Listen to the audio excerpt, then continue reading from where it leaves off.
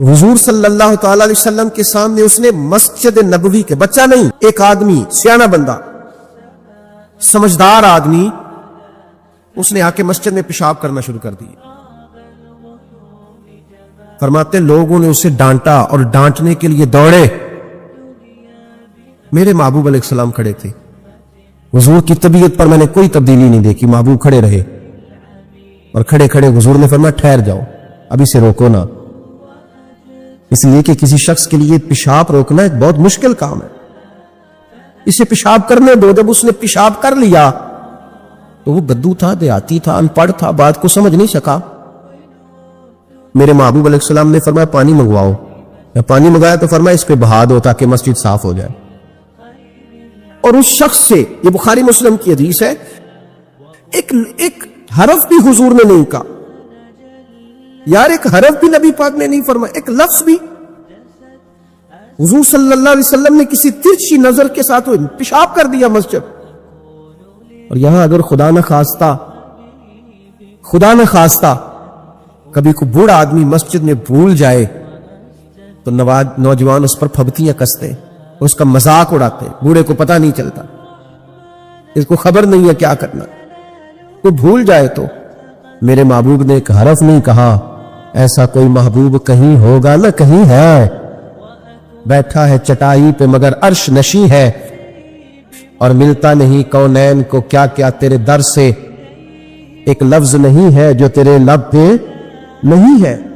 اور یاد رکھیں میرا رب بڑا سخت امتحان لیتا ہے دنیا دار کا۔ جب بندہ دنیا داری کے پیچھے بھاگتا ہے تو اللہ اس کے لیے رستے بناتا جاتا ہے کہ تو چل لے، کتنے پیسے لے گا، اور جہاں ہاتھ رکھتا ہے نا اس کو دولت ملتی جاتی ہے، دیتا جاتا ہے۔ پتہ اس سے تب چلتا ہے جب اللہ اس سے دعا کی لذت چھین لیتا ہے، پتہ اسے تب چلتا ہے جب دنیا رہ جاتی ہے۔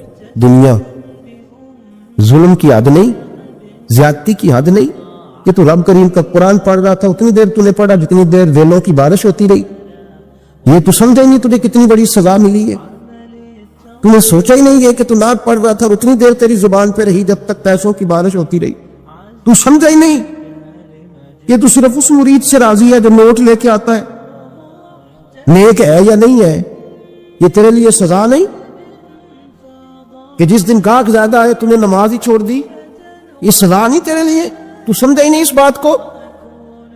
اللہ سزا دیتا ہے، انہیں اولاد مانگی رب کریم نے دے دی، اگر تو پلٹ کے نہیں آیا تو پھر وہ اولاد تیرے لیے آزمائش ہے، سمجھے نہیں کہ تجھے اللہ پاک نے کس قدر آزمائش۔ اور دنیا دار دین کے معاملے میں بھی، عبادت کے معاملے میں بھی، ریاضت کے معاملے بھی، انفاق فی سبیل اللہ، ہر معاملے میں دنیا داری، ہر معاملے میں دنیا دار۔ چھوڑ دے اس کو، کچھ دیر کے لیے نکلا کرے، کچھ دعائیں خالص مانگے جن میں خدا مانگے، اللہ کا رسول مانگے، دنیا داری چھوڑ دے کچھ دیر کے لیے۔ ایک صحابی ہے، بخاری شریف صحیح سند کی حدیث ہے، کلمہ پڑھا، کچھ دنوں کے بعد مال غنیمت آیا، نبی پاک صلی اللہ علیہ وسلم مال تقسیم کر رہے تھے تو میرے حبیب نے اس صحابی کو بھی دیا، فرمایا یہ رکھ لے، اس کو پیسے دیے حضور نے، اس نے پیسے ہاتھ میں پکڑے اور محبوب پاک صلی اللہ علیہ وسلم کا چہرہ دیکھ رہا ہے، پتہ کیا لفظ اس کی زبان پہ آئے، اللہ کہ یا رسول اللہ میں نے اس لیے کلمہ تو نہیں پڑھا تھا میں پیسے لوں گا، حالانکہ تالیف قلب حصہ ہے اسلام کا، جو بندہ نیا کلمہ پڑھتا تھا اس کو کچھ نہ کچھ دیا جاتا تھا چونکہ اس کی برادری چھوڑ جاتی۔ کہنے لگے حضور اس لیے تو کلمہ نہیں پڑھا تھا کہ پیسے آئیں گے، نبی پاک نے فرمایا کس لیے پڑھا تھا؟ کہ یا رسول اللہ میں نے تو اس لیے پڑھا تھا کہ آپ مجھے جہاد میں لے جائیں گے اور میں آپ کے نام پر اپنی جان قربان کر دوں گا، میں نے کچھ لینے کے لیے نہیں، جان دینے کے لیے کلمہ پڑھا تھا، تو حضور میرے لیے مہربانی فرمائے، مجھے آپ یہ دنیا داری ہی دنیا داری، مال ہی مال۔ حضرت میاں شیر محمد شرخپوری رحمت اللہ علیہ کی وہ بات میرے دل کو چھو جاتی ہے۔ ایک آپ سے شخص آ کے کہنے لگا حضور میں پہلے غریب تھا فلاں جگہ، میں نے ہاں یہ بات بالکل درست ہے کہ شیخ جو کامل ہوتا ہے وہ دعا کرتا ہے اللہ کی بارگاہ میں، یا اللہ یہ میرے پاس آیا تو اسے کوئی کمی بھی نہ رہے، کوئی بھی نہ رہے، یہ تو اس کی اپنی درویشی ہے نا کہ وہ یہ بات کہے، تو اپنا رنگ ہے اس کا۔ میاں صاحب کے پاس آیا تو آگے کہنے لگا حضور میں فلانے آدمی کا مرید ہوا، ایک کارخانہ تھا اب 4 ہو گئے، تو آپ فرمانے لگے تیرا تو بیڑا گرک ہو گیا، چاہیے تھا تیرا ایک بھی چھڑاتے، تجھے اللہ اللہ پہ لگاتے، تجھے اور پھنسا دیا دنیا میں. یہ کون سی تُو نے درویشی اختیار کی؟ اور کارخانے بڑھ گئے تیرے.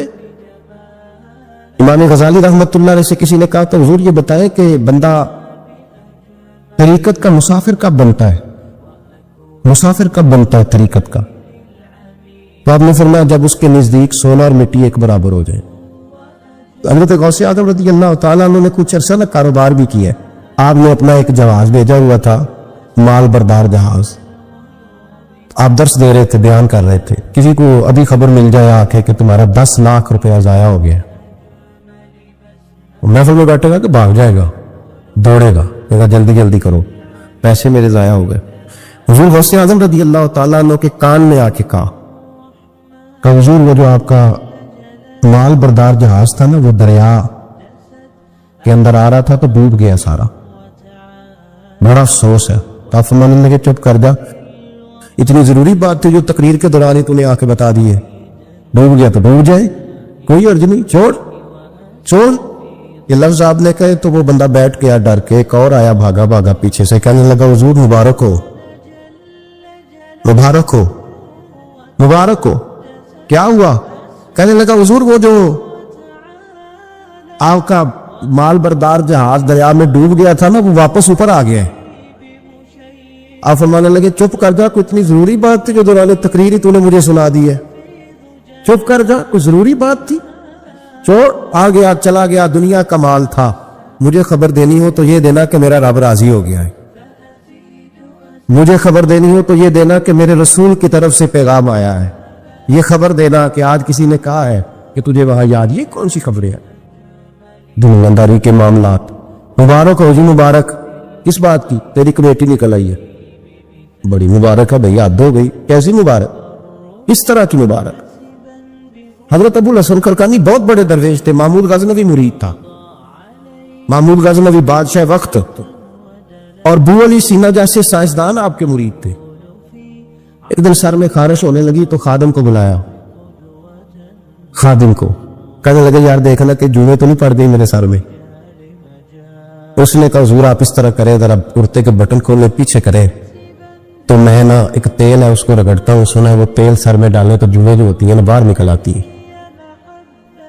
وہ بٹن پیچھے کیا ہوا ہے، وہ خادم تیل لگا رہا ہے اور تلاش کر رہا ہے کہ جو مل جائے.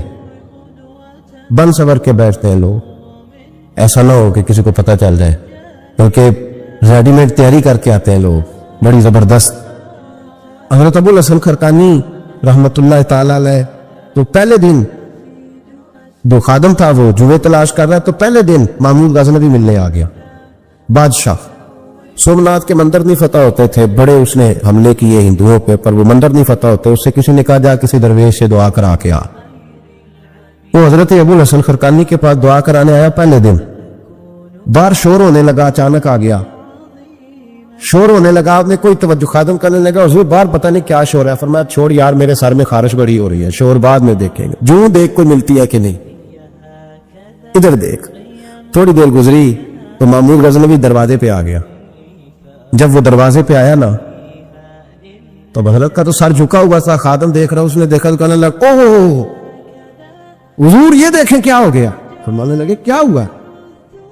حضور بادشاہ آپ کے دروازے پہ آ گیا. فرمانے لگے چھوڑ یار، میں سمجھا تھا کچھ جو تیرے ہاتھ لگ گئی ہے. بادشاہ آ گیا تو کیا ہو گیا؟ میں نے کہا جو مل گئی ہے کچھ جو مجھے ستا رہی تھی. بادشاہ آیا تو آنے دو، بادشاہ آیا تو آنے دو. اللہ اکبر. اس نے کہا حضور آپ کو کوئی فرق نہیں پڑتا، آپ کو کوئی فرق نہیں پڑا اس کے آنے سے؟ آپ فرمانے لگے میں اسے کیا سمجھتا ہوں، میں رسول اللہ کے دروازے کا فقیر ہوں اور میرے محمد کے فقیر ہی دنیا کے سب سے بڑے بادشاہ ہوں. فکر دیکھیں بزرگوں نے جو ہمیں سوچ دی، وہ سوچ سمجھے. وہ کہنے لگے ہمارے نزدیک جوں کا قابو آنا بادشاہ کے آنے سے زیادہ بڑا معاملہ ہے. جوں کا ہاتھ لگنا بادشاہ کے آنے سے یہ زیادہ بڑا معاملہ ہے. یہ انوکھی بات ہے. بادشاہ تو آتے جاتے رہتے ہیں، یہاں لوگ گنواتے، کہتے ہیں فلانا وزیر بھی میرے آستانے پہ آتا ہے. میں نے کہا نہیں، وہ وزیر آتا نہیں، وہ تو آپ کا پیر آتا ہے جو آپ اتنے پیار سے بتا رہے ہیں. وہ وزیر تھوڑی آتا ہے، تو پیر آتا ہے. دنیا دار پیسہ کمانے والے کو نہیں کہتے، دنیا دار پیسے سے پیار کرنے والے کو کہتے. دنیا دار जायज तरीके से पैसा कमाने वाले को नहीं कहते, दुनियादार हराम जरिए से माल इकट्ठा करने वाले को। दुनियादार सिर्फ वो नहीं होता जो किसी दुकान पे बैठा है और दुकान पे बैठ के वो कमाई कर रहा है तो उसे कहेंगे कि वो दुनियादार है, और मौलवी साहब मस्जिद में नमाज पढ़ा रहे हैं तो वो दीनदार है। ऐसा नहीं है। बहुत सारे मौलवी दुनियादार होते, दीनदार नहीं होते। अगर मैंने किसी बच्चे को कुरान शरीफ पढ़ाया है सवेरे तो मेरा दिल करता है वो एक सूट मेरे लिए ले आए तो मैं दुनियादार हूँ? मैं थोड़ी दीनदार हूँ। अगर मैं आपको यहाँ तकरीर सुना रहा हूँ और मेरा दिल करता है कि आप 100 रुपया मेरे ऊपर फेंकने लगे तो मैं दुनियादार हूँ? मैं दीनदार तो ना रहा। हम लोगों ने ये तसव्वुर बना लिया है शायद जो आदमी मस्जिद आ गया है, दाढ़ी रख ली है और वो नमाज 5 वक्त पढ़ लेता है, वो हो गया दीनदार, मस्जिद से निकल के जो मर्जी करता फिरे, और जो आदमी दुकान पे बैठा है वो दुनियादार है। ऐसी बात नहीं है। तशरीह याद रखें, दुनियादार वो है जो दुनिया के पीछे लग के अल्लाह रसूल से गाफिल हो, और वो दुनियादार ज्यादा बुरा नहीं, वो दुनियादार ज्यादा बुरा नहीं जो दुकान पे बैठा है सुबह से शाम तक पैसे कमा रहा है। वो बहुत बड़ा दुनियादार है जो दीन का लिबादा ओढ़ के दुनिया इकट्ठी कर रहा है। वो जालिम आदमी है, सबसे बड़ा धोखेबाज है, लिबादा मजहब का उड़ा हुआ है। मेरे नबी पाक अलैहिस्सलातु वस्सलाम ने फरमाया जिसने दीन इसलिए सीखा कि दुनिया कमाएगा, जन्नत की खुशबू बंदा भी जन्नत से 500 साल दूर होगा, यानी अभी उसे 500 साल वो सफर करेगा तो जाएगा। फरमाया इतनी दूर बंदा होगा तो जन्नत की खुशबू उसे पहले आने लगेगी। लेकिन जिस बंदे ने दीन इसलिए सीखा कि वो उससे दुनिया इकट्ठी करेगा, उसे तो अल्लाह जन्नत की खुशबू भी अता नहीं करेगा। तो याद रखें, दुनियादारी बहुत सारे नुकसानात की जड़ है। पैसे की तलब, पैसे का प्यार, अल्हाकुमुत तकासुर हत्ता ज़ुरतुमुल मकाबिर। अल्लाह फरमाता है तुम इतने दुनियादारी के पीछे लगे कि बिल आखिर कब्र तक पहुंच गए पर तुमने दुनियादारी नहीं छोड़ी। दुनियादारी दुनिया में महव हो जाना, खुदा को भूल जाना, हर वक्त 2 के 4, 4 के 8 करने के चक्कर में रहना और गफलत वाली जिंदगी गुजारना, गफलत वाली जिंदगी गुजारना। नमाज पढ़ते हुए भी दुनिया की प्लानिंग करना, नमाज पढ़ते हुए भी, नाज सुनाते हुए भी पैसों की तरफ तवज्जो रखना, लोगों की जेबों पे को निकला है कि नहीं निकला, दाएं बाएं देखना, ये बहुत बड़ी दुनियादारी, ये सबसे खतरनाक दुनियादारी। मेरे नबी पाक सल्लल्लाहु अलैहि वसल्लम ने फरमाया दुनिया की हुब्बुद दुनिया रासतुन मिन कुल्लि खतिया।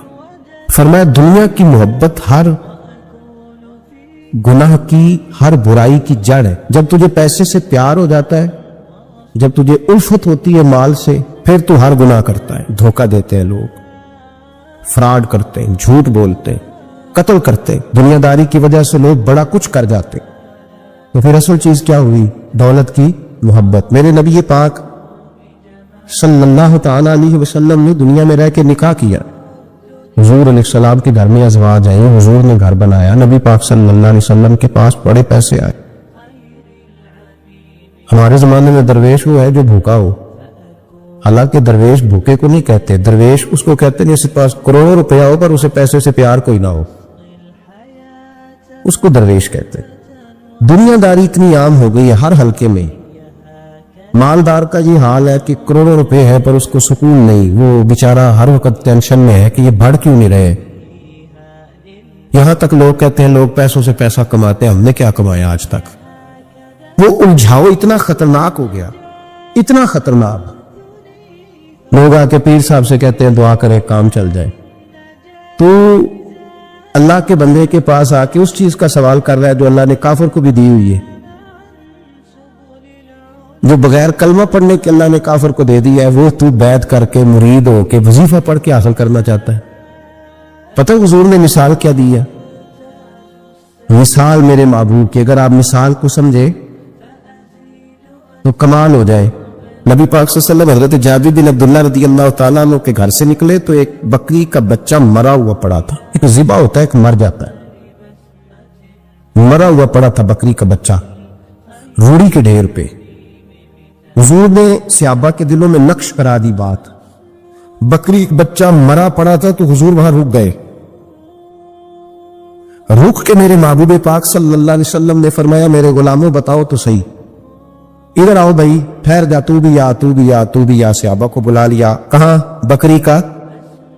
बकरी का बच्चा क्या हुआ था? उसको मर गया था, बकरी का बच्चा मर गया। हुजूर ने बुलाया, खड़ा किया, फरमाया ये बताओ اس مرے ہوئے بکری کے بچے کی جو اس کا مالک تھا اس کی نظر میں کیا قدر ہے، کیا قیمت ہے اس کی نظر میں؟ یہ یہاں روڑی کے ڈیر پہ پھر سمجھیے بات کو، مثال کو سمجھیے۔ نبی پاک صلی اللہ علیہ وسلم نے فرمایا یہ مرا ہوا پڑا ہے، یہ مرا ہوا پڑا ہے بکری کا بچہ، یہ تمہارے سامنے، بتاؤ اس کا جو مالک تھا اس کی نظر میں اس کی کیا قدر ہے؟ عرض کی یا رسول اللہ صلی اللہ علیہ وسلم کی قدر ہوتی تو بیچارہ روڑی کے ڈھیر پہ ہوتا، کوئی قدر نہیں، صفر ہے۔ کیا انداز ہے، کیا تشبیہ ہے، کیا سمجھانے کا۔ محبوب سمجھایا نہیں کرتے تھے، بات پلا دیا کرتے تھے، نقش ہو جاتی تھی دماغ، نقش کر دی میرے محبوب نے، بات سمجھائی تو نقش کر دی۔ فرمایا میرے غلاموں یہ اس کی کوئی قیمت نہیں تھی تو تب روڑی کے ڈھیر پہ پھینک دیا نا اسے مالک نے۔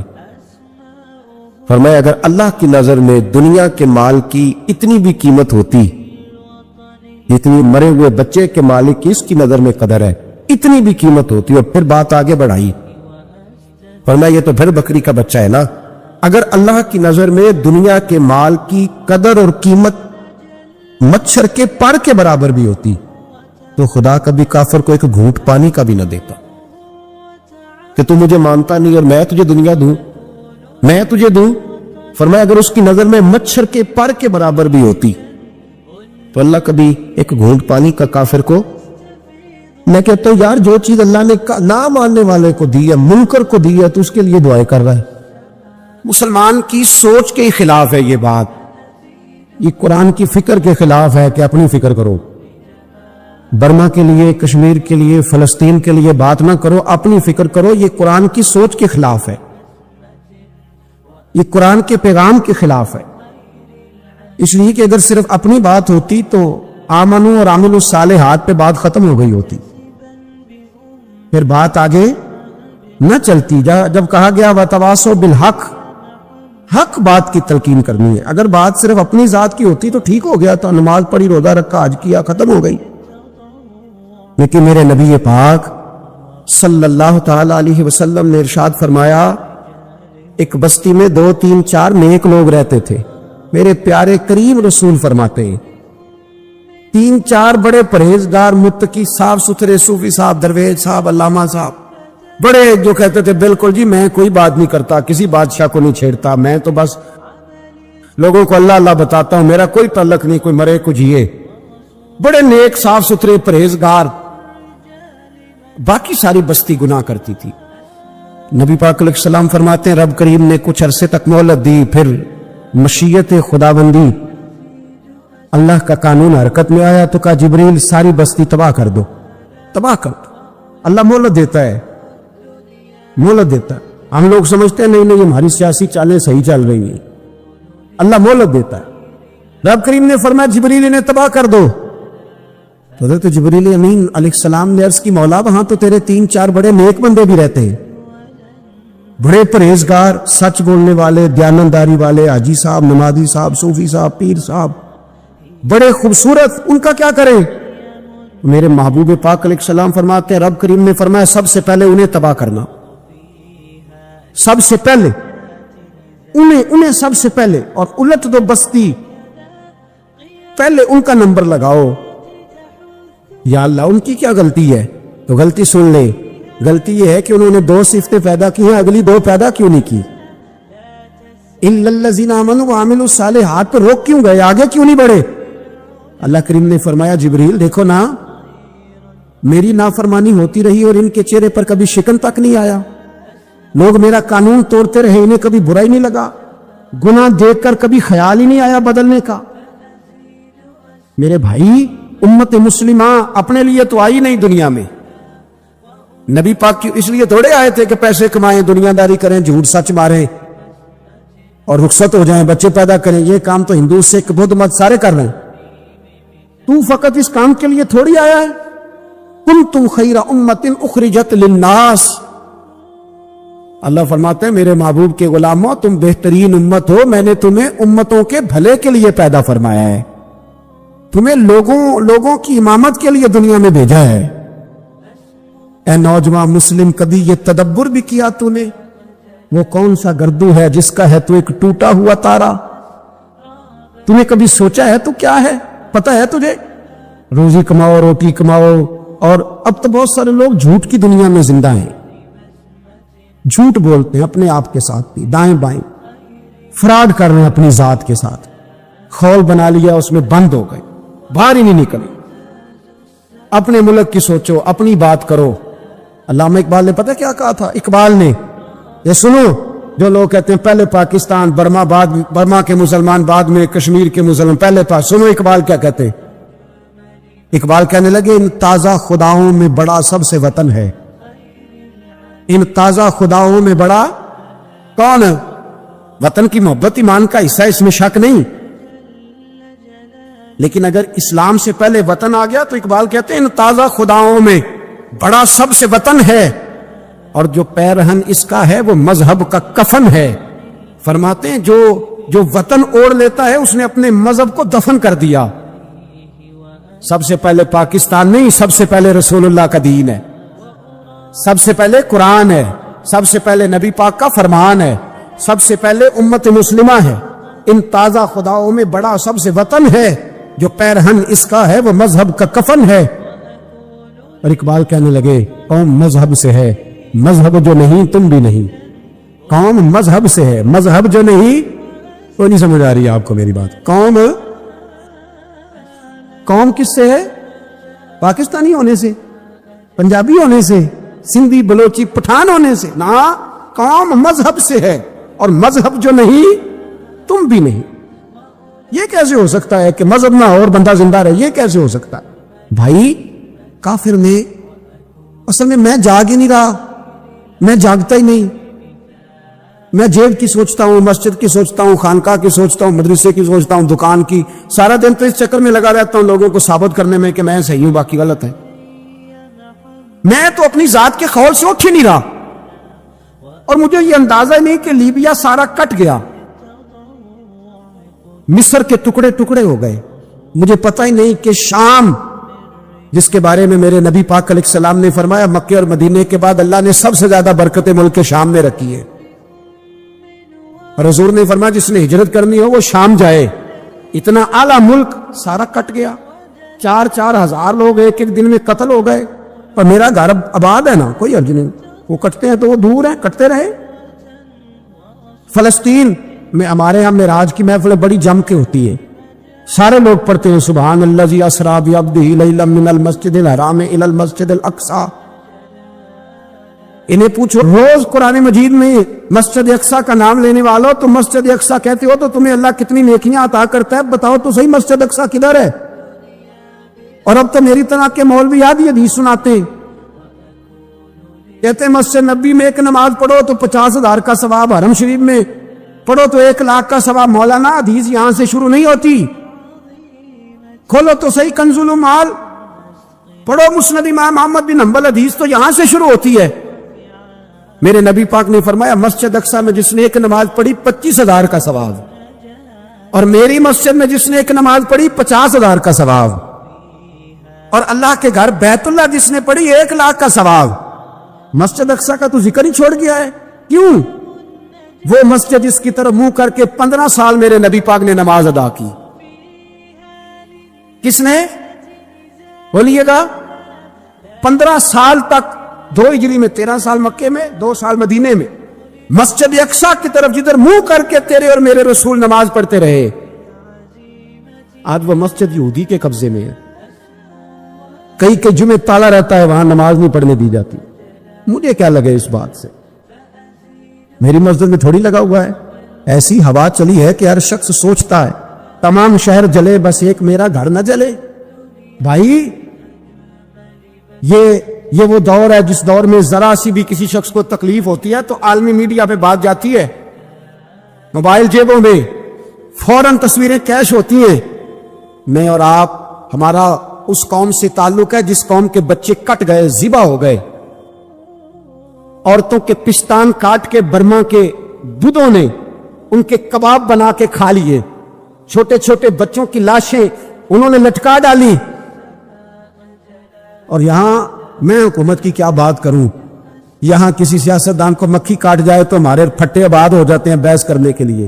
ہمارے اپنے لوگ، عام آدمی نہیں بات کرتا، عام آدمی نہیں نکلتا، عام شخص کو فکر ختم ہو گئی. وہاں میری بھائی سب سے بڑھ کر بہترین مسجد کے خطیب امام حسین تھے. مسجد نبوی سے بڑی بھی کوئی مسجد ہوگی جس منبر پر رسول پاک بیٹھ کے خطبہ دیا کرتے تھے, اور میرے مصطفیٰ کے آستانے سے بڑا بھی کوئی آستانہ ہوگا جس کی سجادگی امام حسین کے پاس تھی. کہتے ہیں ہمارا کیا تعلق, ہمیں کیا لگے, جو مرضی ہوتا پھرے. امام علی مقام آرام سے مسجد نبوی میں بیٹھے تھے. زمانہ پوری دنیا سے جاتا تھا, ہاتھ چومتا تھا, قدموں میں بیٹھتا تھا. اتنے بڑی عظمت والی بھی کوئی شخصیت ہوگی جس کے رگوں میں رسول اللہ کا خون دوڑتا ہے, جس سے حضور اپنی زبان مبارک اس طرح وہ چوسا کرتے تھے جیسے عرب کے لوگ پیاس کے عالم میں کھجور چوسا کرتے تھے. اتنا بڑا بھی کچھ شخص تھا, لیکن جب دین پہ کڑا وقت آیا تو حسین نے مسجد کی خطابت نہیں بچائی, آستانہ نہیں بچایا.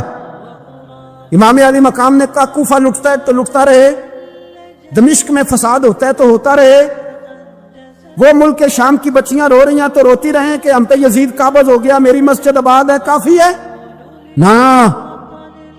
امام حسین نکلے اور نکل کے کہنے لگے جنت البقیع والی جگہ پہ کھڑے ہو کے, یا رسول اللہ میں جا رہا ہوں اور آپ کے لیے جا رہا ہوں, اس لیے کہ مجھے اس شام کو بچانا ہے جس شام میں رسول اللہ کا کلمہ پڑھنے والے لوگ بستے ہیں.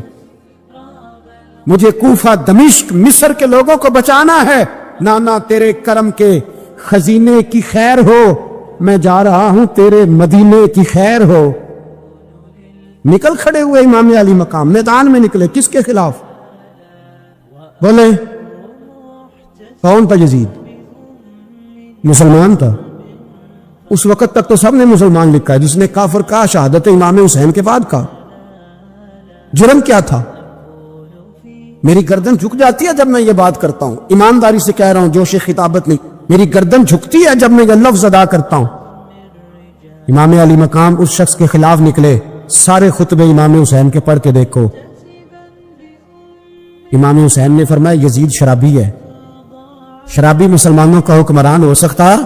آپ نہ بولیں بے شک, پر بات تو سچی ہے نا. امام حسین نے فرمایا شرابی کو ووٹ دیا جا سکتا؟ فرمایا رنڈیوں کا ناچ دیکھتا ہے جو مجرے دیکھے, جو رنڈیوں کے ناچ دیکھے وہ مسلمانوں کا حکمران ہو سکتا؟ امام حسین میدان میں نکلے اور 18 سال کے علی اکبر سے لے کر 6 مہینے کا علی اصغر دے دیا. لیکن شرابی کو برداشت, بے حیا کو برداشت تو میں کیسے کرتے؟ دوستی قاتل سے بھی, مقتول سے یارانہ بھی. اپنی جیب سے فلیکس سے چھپوا کے ظالموں, جابروں, بدماشوں کو ووٹ دیتے ہو. امام حسین کو تیری دیگ کی ضرورت ہے جو تو 10 محرم پہ پکاتا ہے, چاولوں کی ضرورت ہے جو تو نے 9 محرم کو پکائے. ان کو اس بریانی کی عادت تھی جو تو نے پکائی ہے. میرے گھر میں فلاں MNA MPA صاحب آ گئے تھے, امام حسین کے گھر کے اندر یزید نے پیغام بھیجا. اس نے کہا جیسے کہو گے کر لوں گا, جتنے پیسے کہو گے دے دوں گا, جتنی مسجدیں کہو گے بنوا دوں گا, جتنے ادارے کہو گے تعمیر ہو جائے, مجھے نہ چھیڑو. آپ نے فرمایا نا, مسجد مدرسے اس وقت آباد رہتے ہیں جب حکمران صحیح ہوتے ہیں, اور جب حکومتیں غلط ہوتی ہیں تو پھر مساجد آباد, پھر مدارس کی آباد کاری ہو ہی نہیں سکتی. میں دین میں نیا رکھنا کھول دوں؟ امام علی مقام کھڑے ہوئے, پر میں کیا کروں؟ حکومت کیا کروں؟ حکومت سے کیا کہوں؟ اگر میری ملت کے اپنے جوان کے موبائل میں رنڈیوں کا ناچ ہو تو 10 محرم کو تو امام حسین کربلا میں تڑپ جاتے ہوں گے. اگر 9-10 محرم کو جو نکلا امام علی مقام کی بات کرنے کے لیے, وہ نوجوان اگر سگریٹ کا, شراب کا, بدماشی کا عادی ہو تو حضرت علی اصغر کہیں گے نا میری قربانی کا کیا بنا؟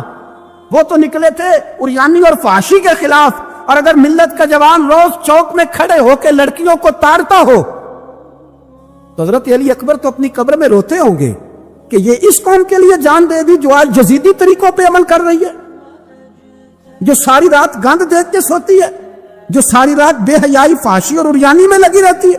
ان لوگوں کے لیے جان دے دی. اتنا ظلم ان شہیدوں کے ساتھ. اور 10 محرم کو دیگ پکا کے کہتا ہے میں امام حسین کا ماننے والا ہوں, میں امام علی مقام سے پیار کرنے والا ہوں.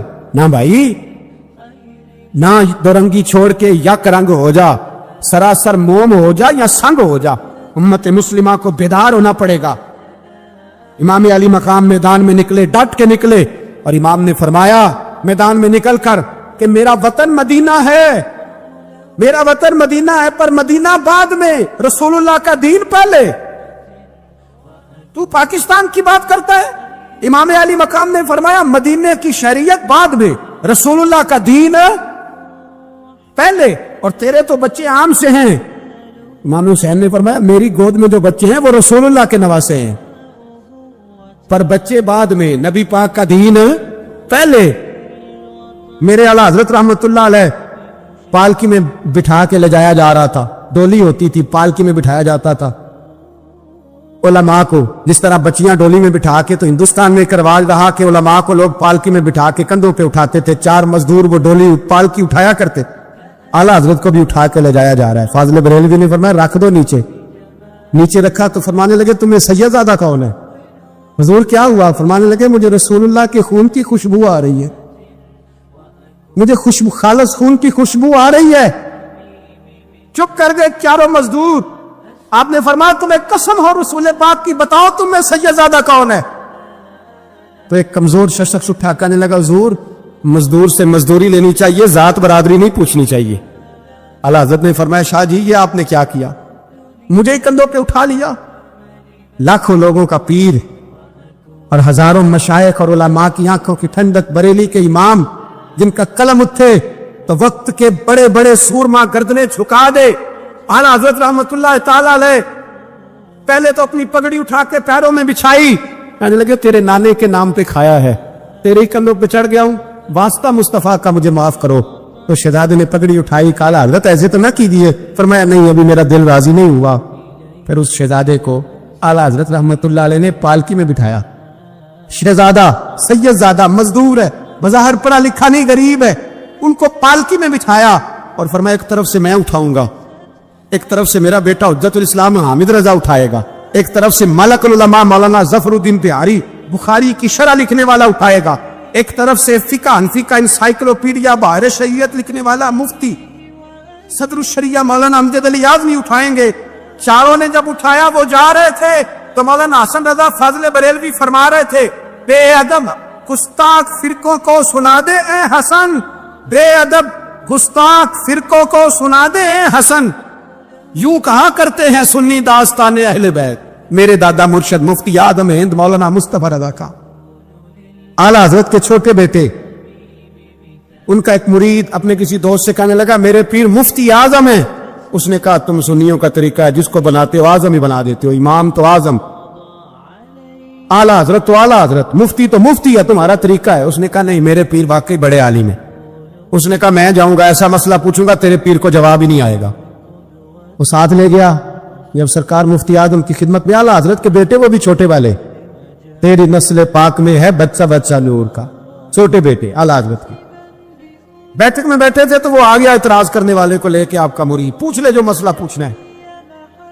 बैठक के 2 दरवाजे थे, एक बार खुलता था एक घर में। बैठे सलाम कलाम के बाद कैसे आए हो? कहा हुजूर ये कोई बात पूछना चाहता है। और वो रस्ते में कह रहा था मैं ऐसा सवाल पूछूंगा तेरे पीर को जवाब ही नहीं आएगा, रस्ते में ये बातें करता आ रहा। कहा पूछो। उसने पूछा, कहने लगा जी बताइए नबी पाक अलैहिस्सलाम की 4 बेटियों के नाम क्या हैं? तो मुफ्ती आजम हिंद उठे, जो दरवाजा अंदर खुलता था उस कमरे से अंदर चले गए। वो इतराज, तनकीद आसान होती है, तामीर मुश्किल होती है, इतराज लोग फटाफट कर लेते। कहने लगा तो तेरे पीर को तो 4 बेटियों के नाम नहीं आते, वो किताब देखने चले गए, वो तो देख के बताएंगे, उनको तो नाम नहीं याद। पर क्या करे, फाजिल बरेलवी का कमाल ही बड़ा अनोखा है। ये रजा के नेजे की मार है, या दुब के सीने में गार है। आला हजरत का रंग ही कुछ निराला है। शहजादा आला हजरत वापस आए, सर पे इमामा है और दाढ़ी से पानी के कतरे गिर रहे हैं, और आके खड़े हुए तो फरमाने लगे मैं वुजू करने गया था, मैंने नबी पाक की बेटियों के नाम कभी बगैर वुजू के जुबान से अदा ही नहीं किए, मैं वुजू करने गया था। वो शख्स कहने लगा हुजूर वुजू के साथ? तो आंखों में आंसू आ गए। फरमाने लगे तुम्हें क्या बताऊं वो किस पाक घराने की शहजादी है।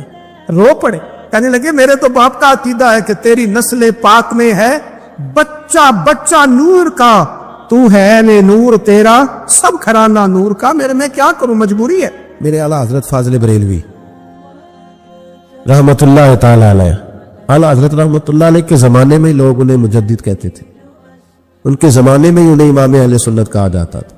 ان کے دور میں بڑے بڑے شیخ الحدیث، بڑے بڑے لوگ ان کی بارگاہ میں آ کے بیٹھا کرتے تھے۔ سید دیدار علی شاہ صاحب رحمت اللہ علیہ عمر میں ان سے بڑے تھے، لیکن پھر بھی ان کی خدمت میں آ کے بیٹھتے تھے۔ صدر اللہ فاضل سید نعیم الدین مراد آبادی جیسی شخصیات ان کی بارگاہ میں رات کو بیٹھا کرتے تھے۔ بڑے بڑے قیمتی لوگ، حضرت محدث صورتی، یہ مرید تھے مولانا فضل الرحمان گنج مراد آبادی رحمت اللہ علیہ کے، اور پڑھا بھی انہی سے، خلافت بھی انہی سے، سارا سلسلہ انہی سے، لیکن ہر وقت اعلیٰ حضرت کے پاس بیٹھے رہتے تھے، اور عمر بھی اعلیٰ حضرت سے زیادہ تھی۔ تو کچھ لوگوں نے کہا کہ سارا سلسلہ وہاں ہے، بیٹھے یہاں رہتے ہو۔ فرمانے لگے یار جو ایمان کی لذت ان کے پاس ملی ہے وہ کسی اور جگہ نہیں ملی، ہر چیز اپنی جگہ پہ۔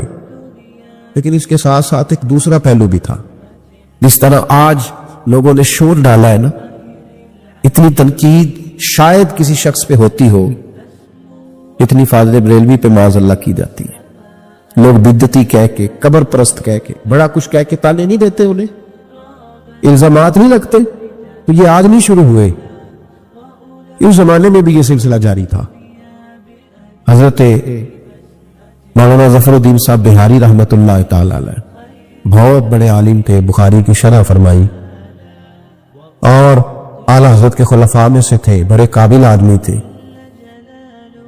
بہت بڑے عالم تھے۔ تو پیار بھی بڑا تھا، جس سے محبت ہوتی ہے اس کی غیرت بھی انسان کے دل میں ہونی چاہیے۔